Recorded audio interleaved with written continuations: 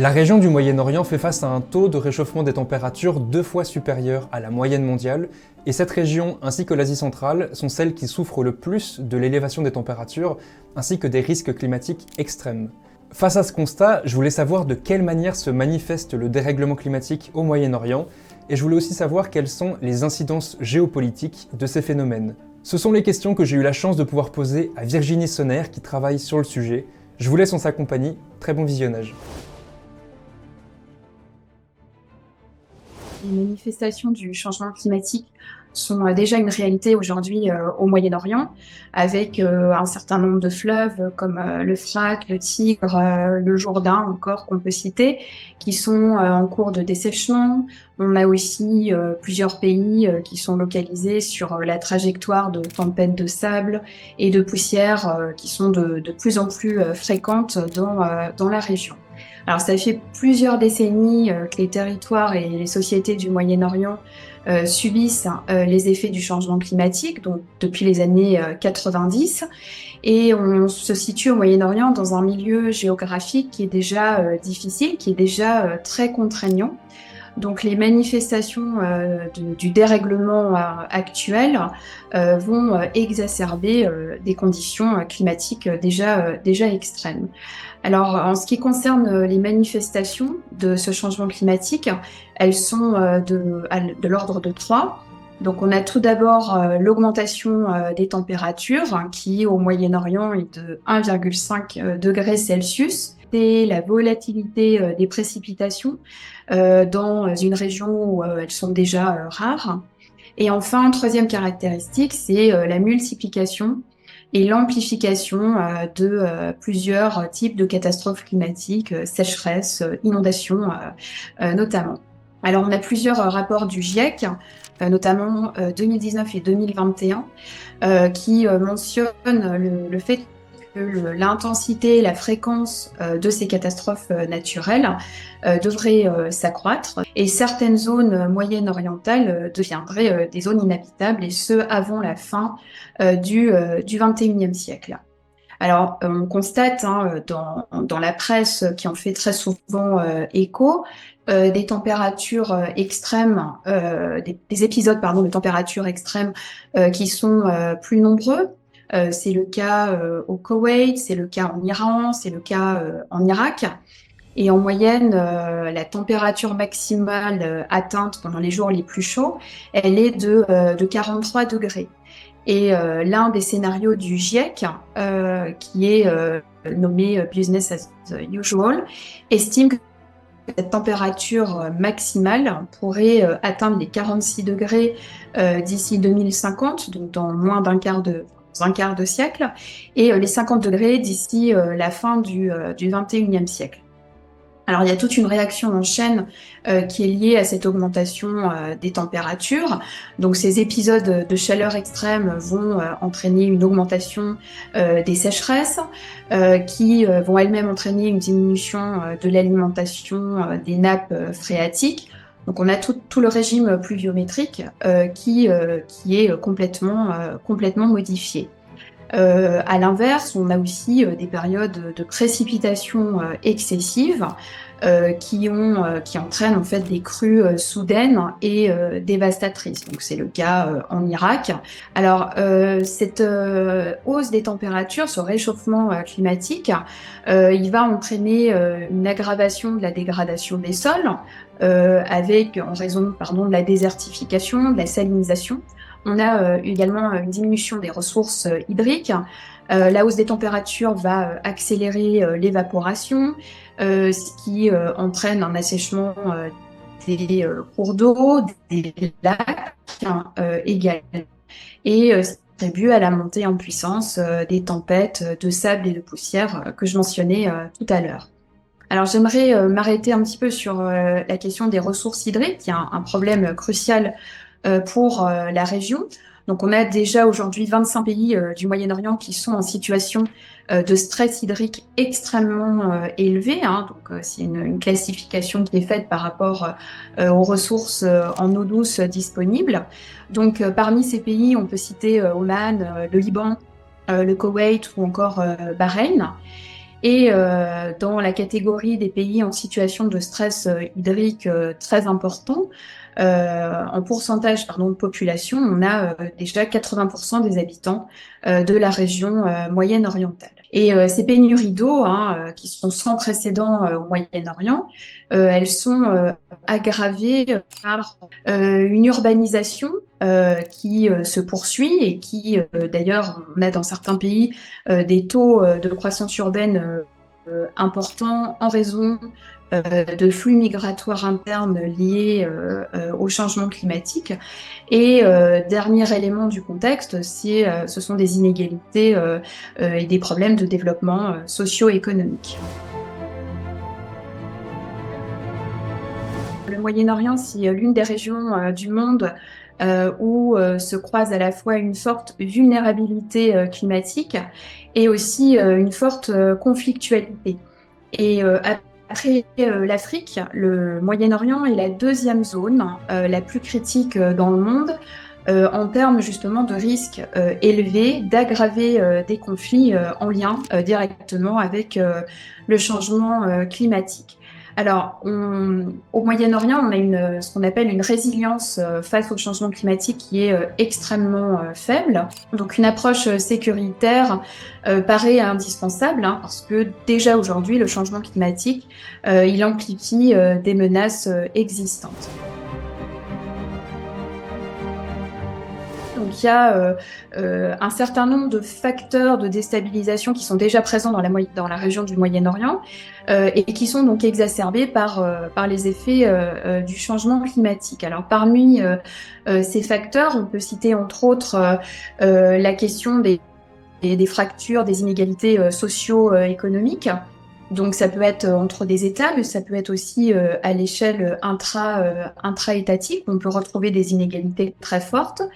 On a une région qui est traversée par de nombreuses tensions, des conflits, certains armés.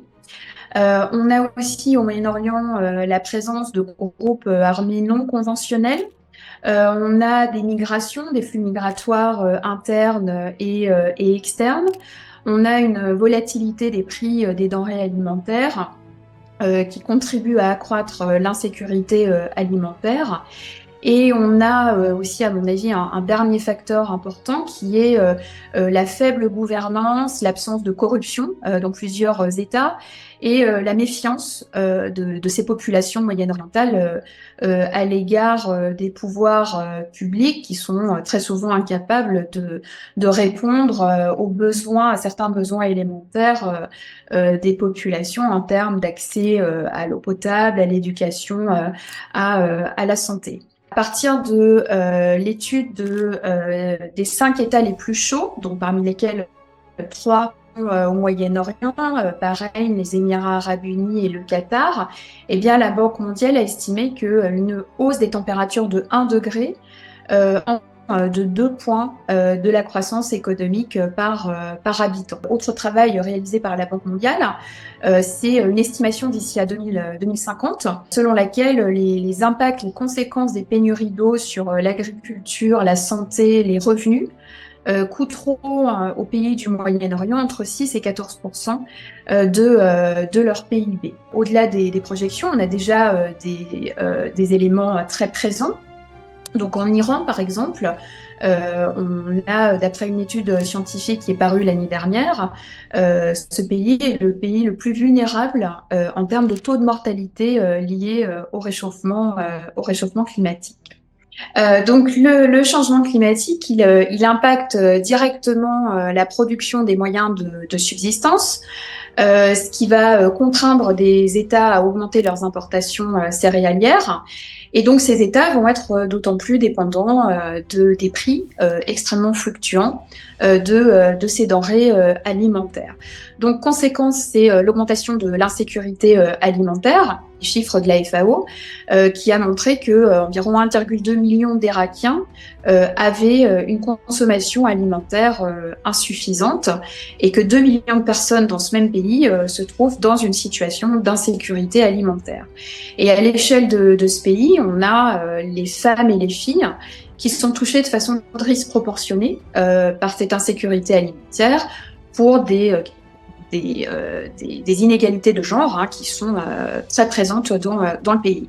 Donc on a un affaiblissement de la cohésion sociale qui est déjà extrêmement fragile et précaire. Je pense qu'il faut mentionner aussi que la résilience face au changement climatique, elle est aussi faible dans les pays du Moyen-Orient, parce qu'on a des difficultés d'ordre structurel. Donc, par exemple, en Irak, il y a des coupures d'électricité qui sont fréquentes. Ces coupures d'électricité, elles vont perturber le fonctionnement des pompes d'irrigation qui sont indispensables à l'agriculture. Et donc, certains champs ne reçoivent plus d'eau, donc ce qui va contraindre des paysans à vendre leurs terres pour un prix souvent dérisoire, et puis à entretenir les flux migratoires, participer à cet exode rural vers les grandes villes du pays, donc Bassora pour le sud, Kirkouk ou Mossoul pour le nord. Et ces populations de migrants ruraux pauvres viennent s'entasser dans des quartiers généralement déjà défavorisés, parfois des quartiers de bidonvilles, où il y a déjà un manque important d'infrastructures de base. Donc en Iran, par exemple, on a eu un certain nombre de mesures qui ont été prises après la révolution de 1979, qui ont entraîné une très mauvaise gestion de l'eau. Donc, a été décidé en Iran le développement de cultures très consommatrices en eau, comme le riz, la pastèque. On a aussi détourné des cours d'eau entiers pour satisfaire les besoins de l'industrie métallurgique. Il y a une très mauvaise planification et gestion dans la construction des barrages. Donc, tous ces éléments vont accentuer les difficultés actuelles liées au changement climatique. Au nord de la Jordanie, par autre exemple, on a la présence de Syriens, de migrants syriens, qui a accentué la pression sur les ressources en eau et a entraîné des tensions très vives avec les communautés locales, suite à des restrictions sur l'eau que le gouvernement jordanien a mises en place. Et tout ça dans un contexte où le prix de l'eau a augmenté d'environ 30% depuis ces 10 dernières années. Autre pays, c'est le cas de l'Iran. On a aussi des flux migratoires qui sont très importants. Donc on a plus de mal en Iran à avoir des statistiques, des données fiables, mais on estime par exemple pour l'année 2021 à 40 000 le nombre de personnes qui ont dû être déplacées à cause de sécheresse, tempêtes de poussière, inondations, dégradation des terres. Et c'est surtout la province du Sistan-Baloutchistan qui est particulièrement concernée par ce phénomène. Alors, j'aimerais m'arrêter aussi un petit peu sur la Syrie, où le changement climatique aujourd'hui c'est un vrai fléau supplémentaire dans un pays qui est détruit. Donc, si on revient à avant 2011, on a en Syrie 3 grandes périodes de sécheresse pluriannuelle qui se sont succédées depuis le début des années 80. Alors la plus récente et la plus intense qui s'est produite entre 2006 et 2010. Et donc pendant toutes ces années, on a constaté une baisse des précipitations assez spectaculaire. En parallèle avec une augmentation importante des températures. Donc de nombreuses terres agricoles ont été décimées. Et cette désertification, elle a eu pour conséquence l'exode massif d'environ 2 millions de ruraux vers les grandes villes du pays. Et donc cet exode rural a eu pour conséquence de mettre une pression supplémentaire sur des infrastructures urbaines déjà très insuffisantes. Alors, on ne peut pas dire que la guerre qui a commencé en Syrie en 2011 est une guerre climatique, mais il est évident que cette période de sécheresse consécutive entre 2006 et 2010 a accentué les inégalités, le mécontentement dans un pays déjà fragile économiquement. Alors à une autre échelle, on peut aussi citer un ou deux exemples de tensions transfrontalières. Donc on a par exemple la Turquie qui est régulièrement accusée d'arsenaliser les cours d'eau dans le cadre de ses relations avec la Syrie ou avec l'Irak, en réduisant assez régulièrement le débit du Tigre et puis de l'Euphrate, ce qui a comme conséquence des pénuries d'électricité en Syrie, par exemple, ou des problèmes d'accès à l'eau qui touchent plusieurs millions d'Irakiens.